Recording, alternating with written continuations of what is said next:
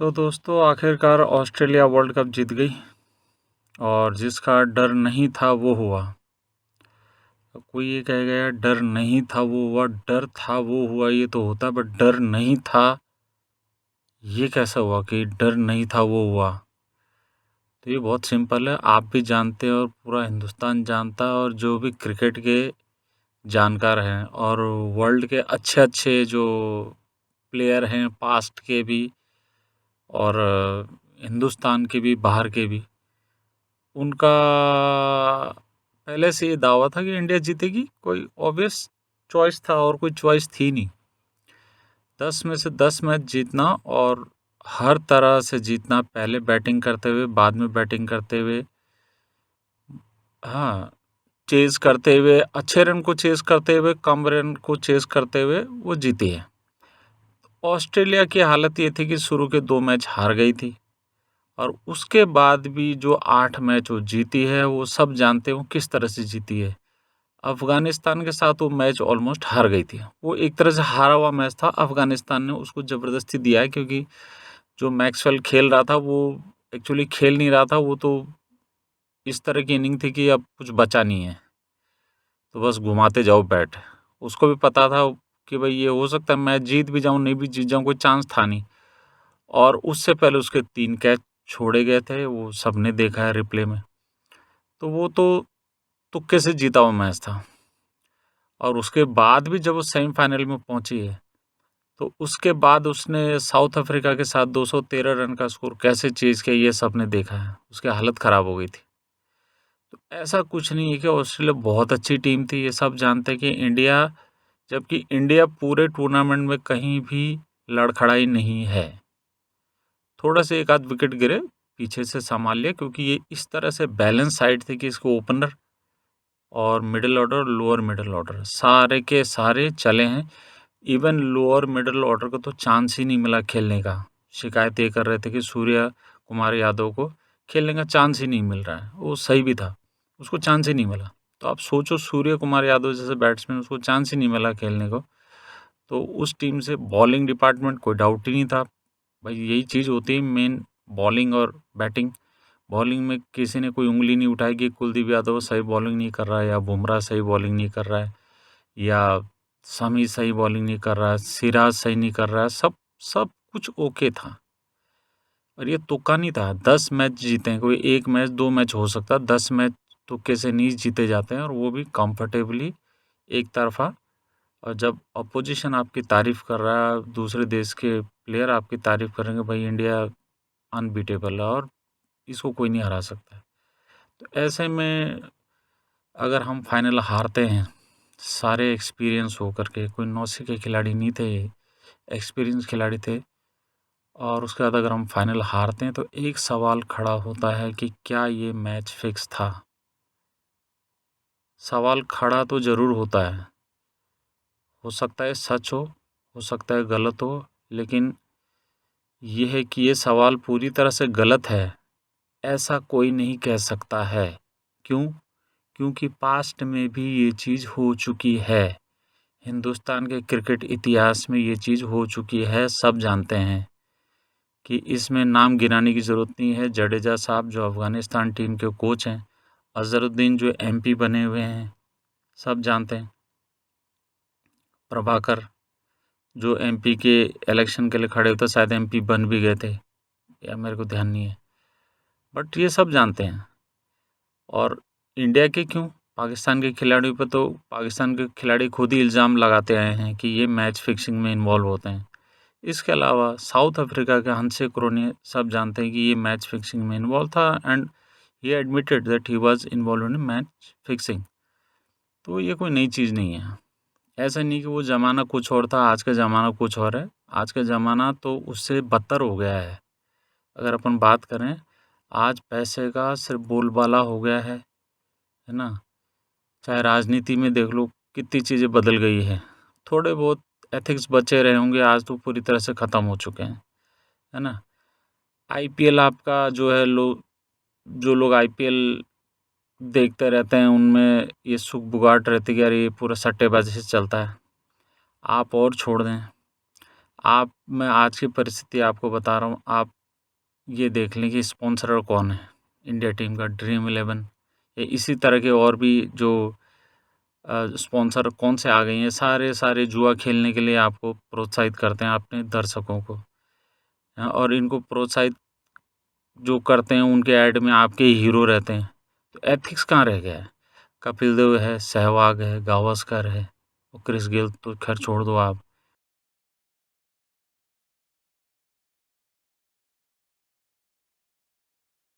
ये किस चीज़ का ऐड करते हैं? कमला पसंद है, गुटखा, सुपारी, तंबाकू, पान मसाला, इस तरह शाहरुख खान, अक्षय कुमार, अजय देवगन तो खैर पहले से ही था, है ना? तो ये एथिक्स, अगर कोई ये कहे कि अरे एथिकली बहुत बड़ा गलत सवाल है कि इंडिया टीम ये मैच फिक्स कर सकती है, तो भाई साहब ऐसा है कि सब कुछ हो सकता है। ये हिंदुस्तान है और हिंदुस्तान क्या है, ये पूरी दुनिया ही ऐसे चल रही है। ज़्यादा नहीं बोलना चाहिए, अदरवाइज़ ये जितनी भी लड़ाइयाँ आप आज सुन रहे हो या 2 साल से चल रही, यूक्रेन, यूएसए है, चाहे रशिया है, अफ़गानिस्तान, ये कहीं न कहीं पैसे के लिए ही लड़ी गई है। इसमें हज़ारों, लाखों बेकसूर लोग मारे गए हैं, जिन बेचारों को कोई लेना-देना नहीं था, और सैनिक मारे गए जिनको देशभक्ति के नाम पे बॉर्डर में छोड़ दिया जाता है कि भाई तुमको लड़ना है। वो भी पॉलिटिक्स के शिकार हैं। तो ये सब फालतू बातें हैं। बात ये है कि सही क्या है और गलत क्या है, ये होनी चाहिए।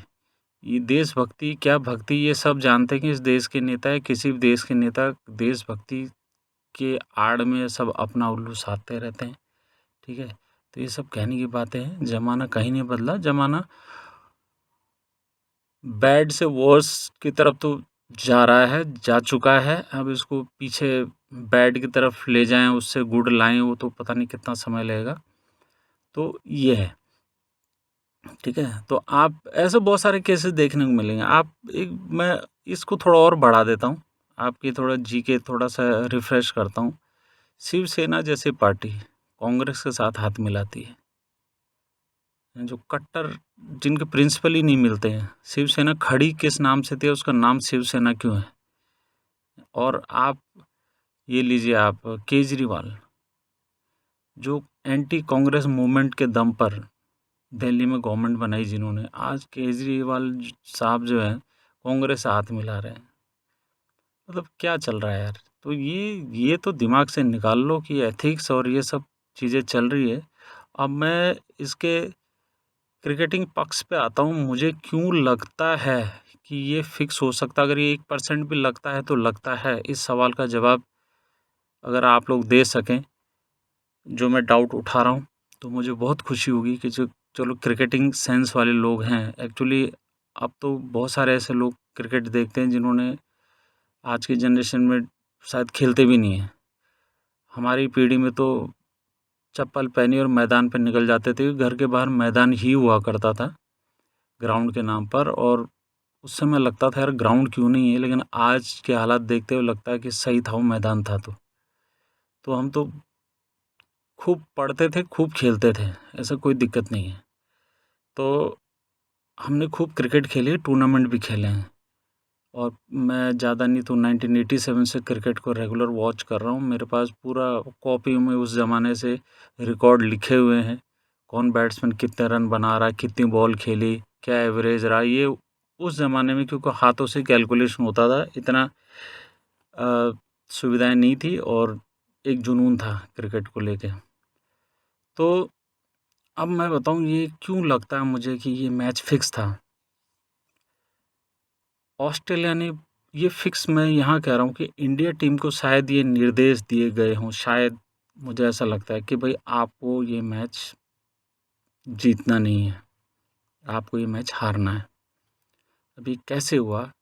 ऑस्ट्रेलिया ने बहुत अच्छी बॉलिंग की, कोई डाउट नहीं, बहुत घटिया पिच थी, गौशाला की मिट्टी से ये पिचें बनाई जाती है।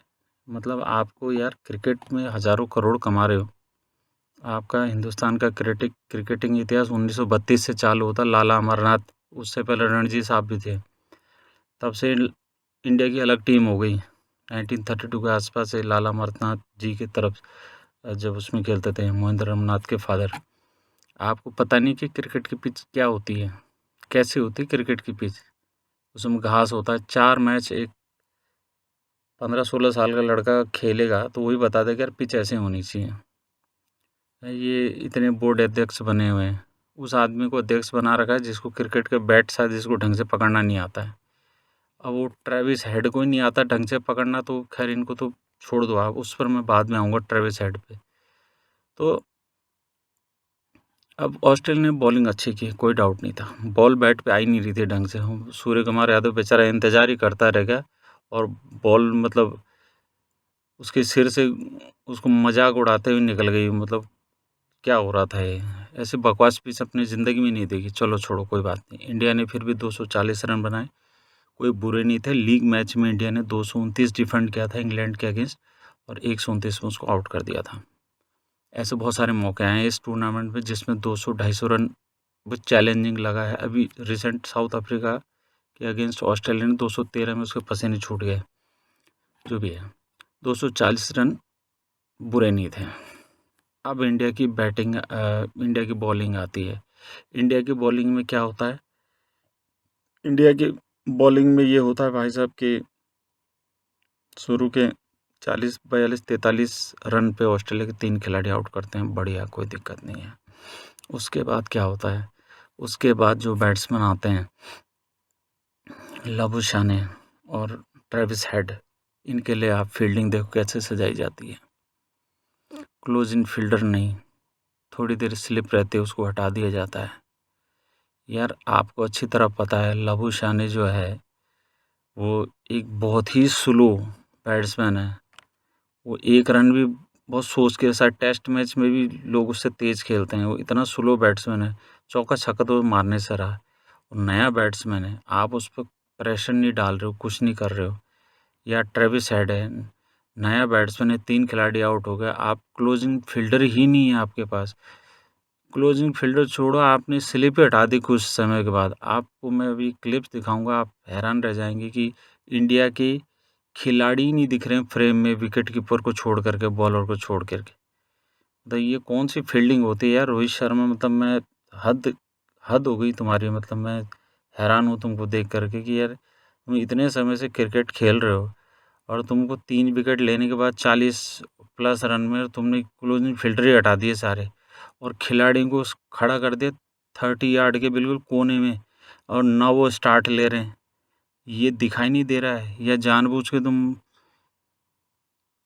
साइड में आके करके बैठो, जैसे चुनाव आयोग बैठ जाता है कि भाई करते रहो करते रहो, जब विपक्ष आएगा तब ऐसे देखेंगे, नहीं तो ऐसे देखना ही नहीं है, हैं? ये कौन सा तरीका होता है यार? मतलब ये तो जानबूझ के, मतलब 100% मेरे दिमाग में डाउट आता है कि ये कैसे हो सकता है कि किसी खिलाड़ी को ये नहीं पता है कि 3 खिलाड़ी 40, 42, 43 रन पे अगले के आउट कर दे, उसके बाद उसको क्लोजिंग फील्डर नहीं रखनी है, उसको स्लिप हटा देना है। उसके जो फील्डर हैं वो कमबख्त वहाँ चले गए, सर्कल में चले गए हैं, सारे के सारे 2-3 बाउंड्री में चले गए हैं। अरे भाई 240 रन का स्कोर रन रोक के थोड़ी जीता जाता है, ये तो कोई अनाड़ी भी बता देगा। 240 रन का स्कोर जो है भाई साहब ऑल आउट करके जीता जाता है ना। 240 रन का स्कोर रन रोक के नहीं जीता जा सकता है। और रन रोक के भी अगर जीता जा सकता है तो रन रोकने की कोशिश करके रन रुकेंगे ना। रन रोकने की कोशिश तो आपने की ही नहीं पूरे मैच में। मैं आपको क्लिप दिखाता हूँ एक एक करके कि जैसे जैसे इनका स्कोर बढ़ रहा है ये फील्ड चेंज ही नहीं हो रही है। पूरे मैच में फील्ड इसने 40-45 रन जो ऑस्ट्रेलिया के बने, 50 रन उसके बाद इसने पूरी फील्ड फैला दी और ना ये स्टार्ट ले रहे हैं ना एक रन रोकने की कोशिश कर रहे हैं। जबकि आप खुद एक इनिंग पहले आपने एक एक रन के लिए कितना संघर्ष किया, उसी संघर्ष से आप 240 बना पाए, उससे ज़्यादा नहीं बना पाए और आपने वही चीज़ भूल गए आप। मतलब आधा घंटे पहले की इनिंग आपको दिमाग में नहीं है, हैं? और उसके अलावा आप ट्रेविस हेड को बॉलिंग कर रहे हो, आपको पता है कि ये लप्पू झन्ना टाइप का तो बैट्समैन है, लप्पा मारने वाला। इसको ना तो खड़े होने का तरीका आता है, बस इसको सिर्फ वो सामने सामने लपकाओ लपकाओ लपकाओ। और थोड़ी शॉर्ट बॉल वैसे ही चाहिए इसको, तो बस जो उसके बैट के उसमें आता है स्विंग में, और आप जानबूझ के उसको वही बॉल दे रहे हो, जानबूझ के उसको वही बॉल दे रहे हो। यार कमाल है। जिस आदमी की फुटवर्क सही नहीं है उसको तो कहीं पे फंसाया जा सकता है। वो अपना शुभमन गिल फंस नहीं गया।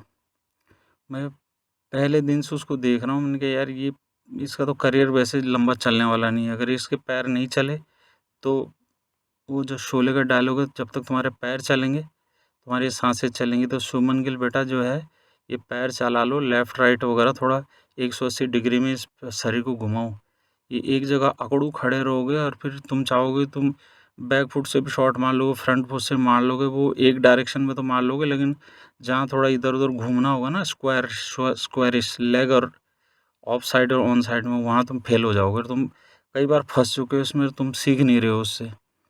तो ये बकवास टाइप के ऐसे बैट्समैन, इनको आराम से फंसाया जा सकता है। इतिहास में ऐसे बहुत सारे एग्जाम्पल है। 1996 वर्ल्ड कप सेमीफाइनल था जो इंडिया और श्रीलंका का था। आप उसमें देखें मुरलीधरन ने कैसे फंसाया गांगुली को, खेल ही नहीं पा रहे, सॉरी गांगुली नहीं, काम्बली को कैसे फंसाया। वो उसका फुटवर्क भी सही नहीं था, वो अपने फुटवर्क से मारा गया। वो ठीक है उसने 2 डबल सेंचुरी मारी है अपने करियर के स्टार्टिंग में टेस्ट में, बट वो कहीं न कहीं जब आप वो कमज़ोरी होती है ना, वो ऑपोजिशन बॉलर आप पकड़ लेता है आपकी कमज़ोरी, लॉन्ग करियर में आपको फिर वो चलने ही नहीं देते हैं।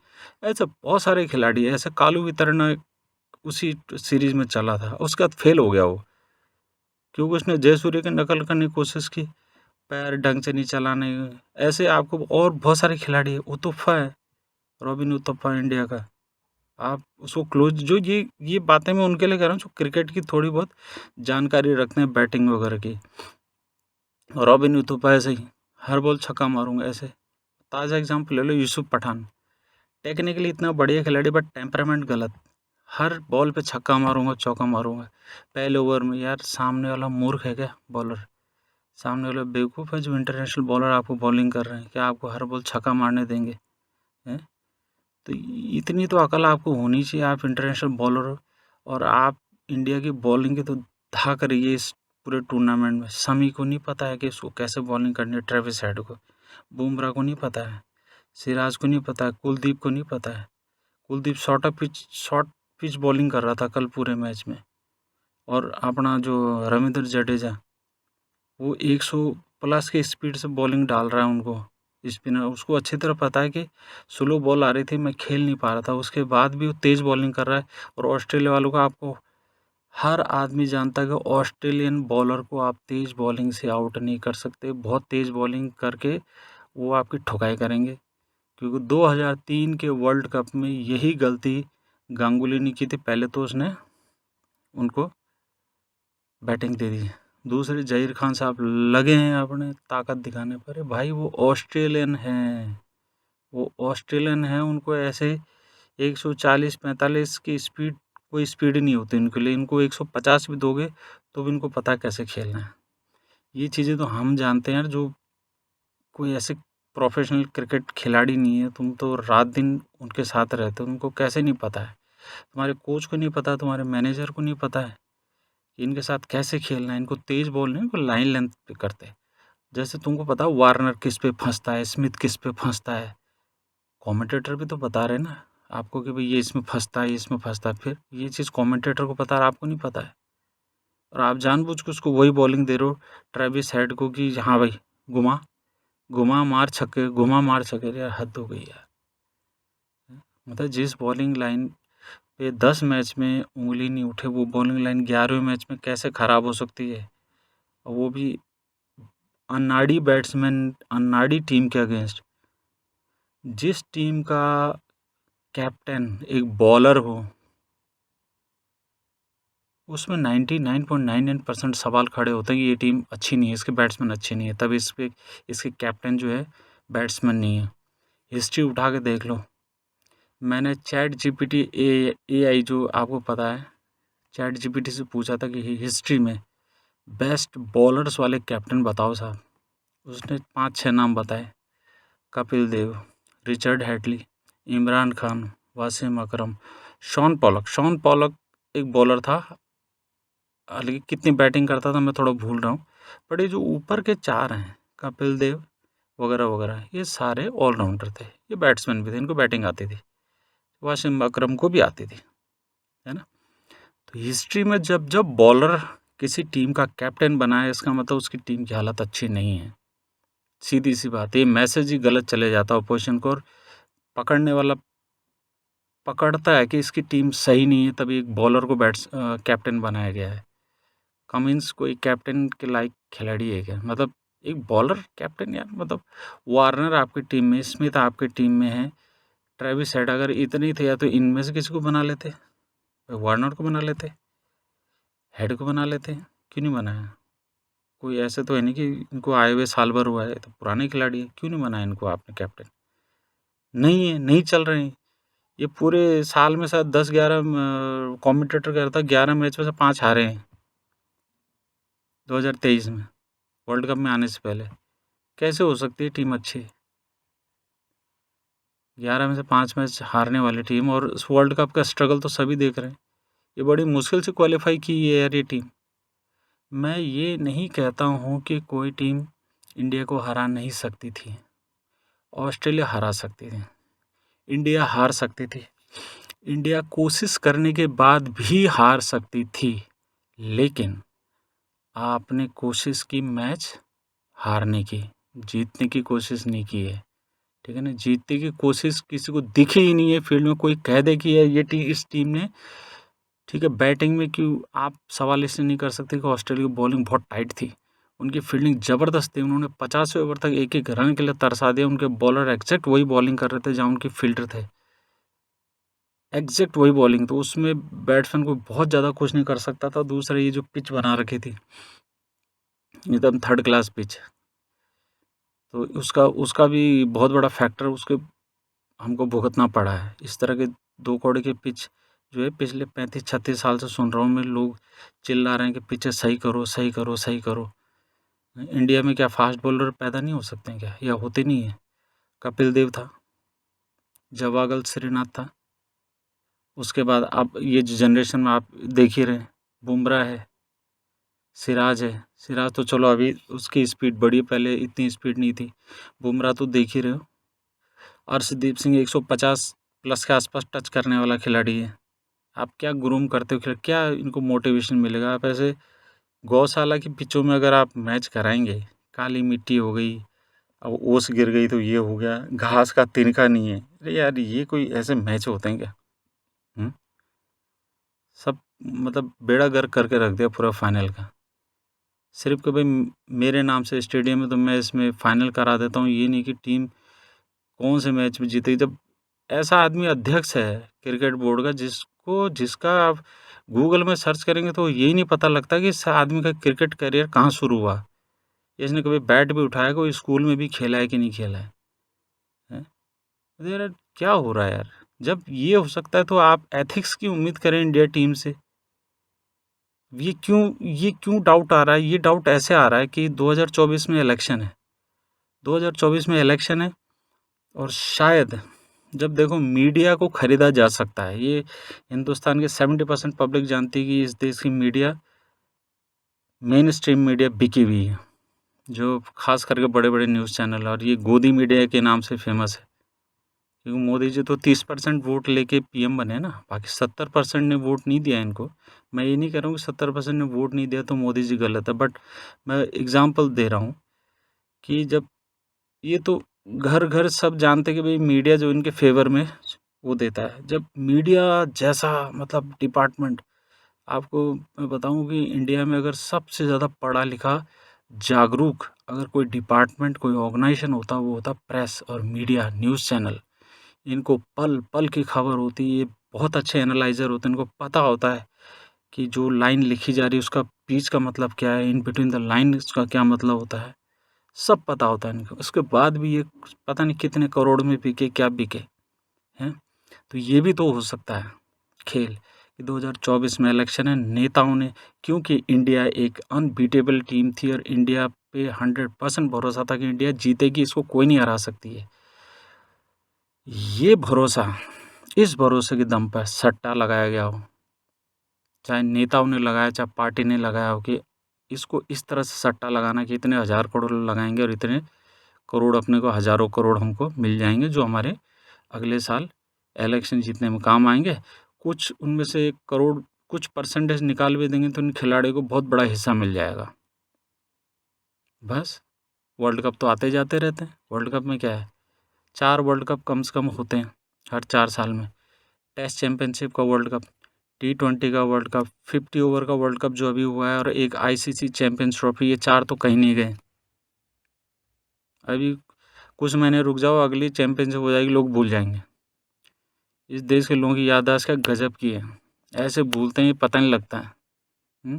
कोरोना काल में हज़ारों हमारे बिहार के भाइयों को सोनू सूद ने महाराष्ट्र से, दिल्ली से, कहाँ से बिहार पहुंचाया। कई बेचारे पैदल ही चल पड़े तमिलनाडु से और आंध्रा से, और दांडी यात्रा चल रही है साहब, मोदी जी खामोश रहे। वो बिहार पहुंचे, कुछ समय बाद इलेक्शन हुआ, उस दौरान मोदी जी ने कोई हेल्प नहीं की। बिहार के सीएम ने चुप्पी साधे रखी, महाराष्ट्र के सीएम छोड़ो आप, ठीक है ना। और बिहार में कुछ महीने, साल भर के अंदर चुनाव हुआ, और हमारे बिहारी भाइयों ने फिर से मोदी जी और आपके नीतीश कुमार जी की पार्टी को बहुमत दे दिया। सब भूल जाते हैं। मतलब पता नहीं क्या होगा इस देश का, मेरे को तो समझ भी नहीं आता। जब इस देश का नागरिक ही सोया हुआ है, जागरूकता 0 है, माइनस है, तो अब उनको पता है, सब इस देश के नेताओं को घाघ होते हैं, उनको पता है कि इस देश की पब्लिक सोए, भूल जाती हो, तो ऐसा करो जी, छोड़ो। तो खिलाड़ियों का फ्यूचर बन गया, वो चैंपियनशिप तो आती रहेगी जी, वो क्या है, एक नाम है, वर्ल्ड कप तो जीत ही रखा है पहले, ऐसा कौन सा क्या है, पैसा कमा लिया, अगले 4 साल बाद अभी दूसरी ICC चैंपियंस ट्रॉफी जीत लोगे, उसी को वर्ल्ड कप मान लेते हैं लोग। T20 वो भी वर्ल्ड कप, क्या दिक्कत है।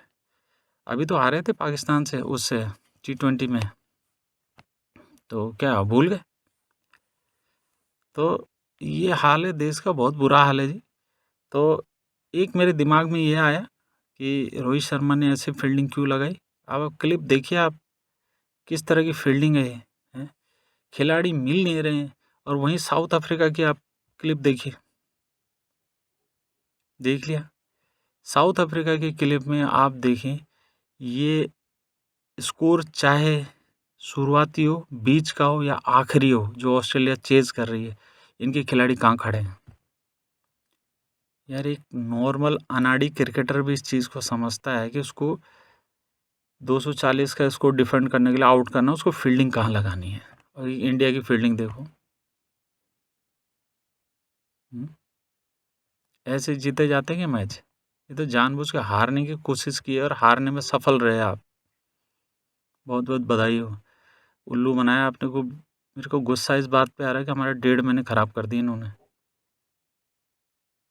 कोई टीम हारती है, हार सकती है, जो 10 मैच जीती वो हार भी सकती है, बिल्कुल हार सकती है, बट आपने जीतने की कोशिश ही नहीं की, आपने तो हारने की कोशिश की है। भाई मेरे को तो ऐसे ही दिख रहा है।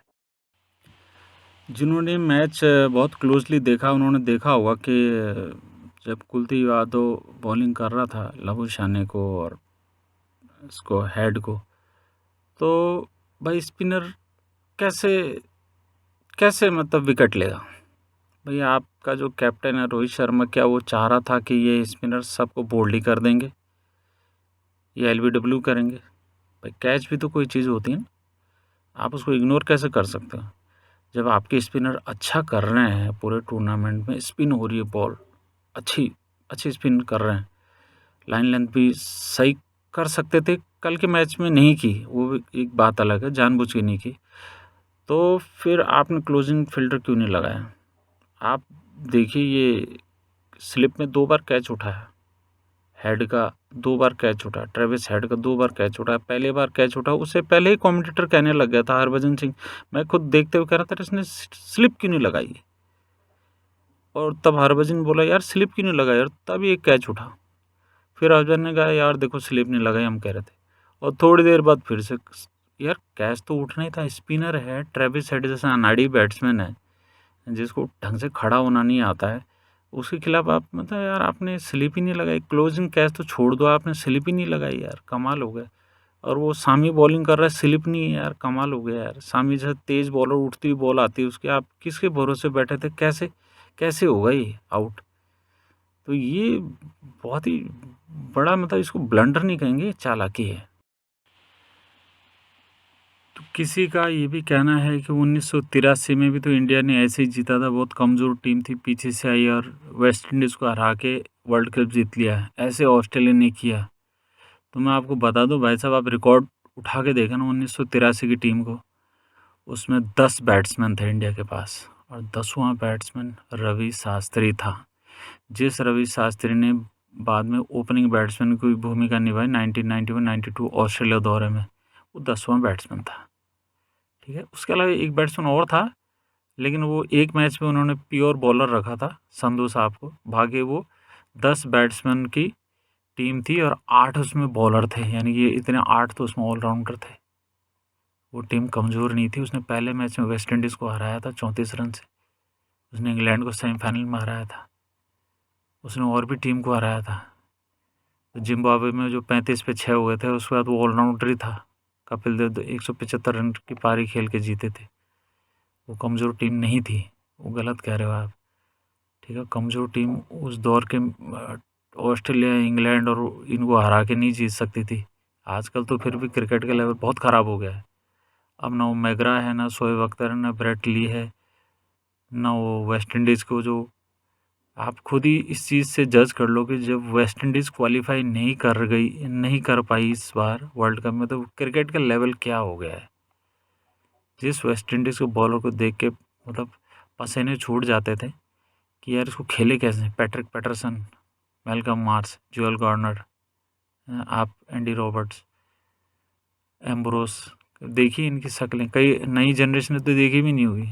हालत ख़राब हो जाती है इनकी शक्लें देख के। हाइट और पेस, कितने बैट्समैनों के हाथ तोड़े हैं, सिर तोड़ा है इंडिया के।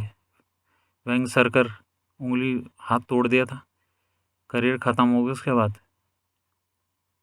ऐसे नहीं है, क्रिकेट का ओवरऑल लेवल बहुत नीचे आया है। तो उस ज़माने में 83 में वर्ल्ड कप क्वालिफाई करना मजाक नहीं था, जीतना।